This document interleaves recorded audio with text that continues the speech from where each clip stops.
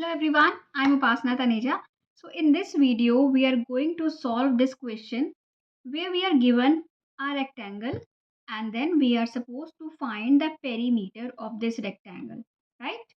So we are given that it has two sides, x plus 3 and x minus 3, right?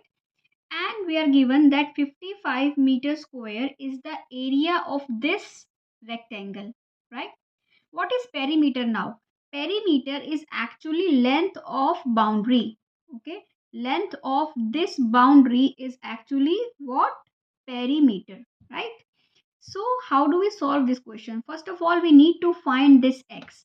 How can we use these two things, whatever we are given?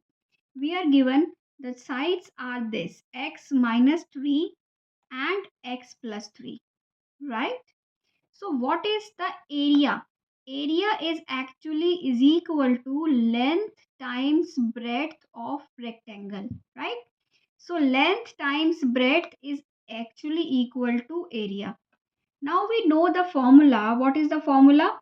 Formula is that a plus b and a minus b is actually is equal to a square minus b square, right?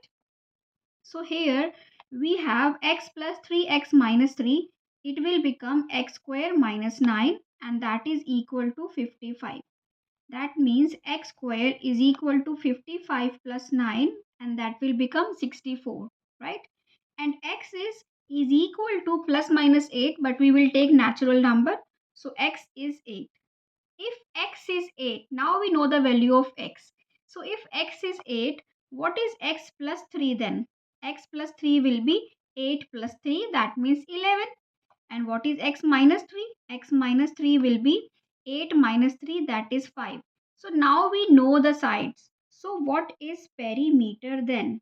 Perimeter is equal to sum of all sides, that means boundary length, right? 11 plus 11 plus 5 plus 5. What does it become?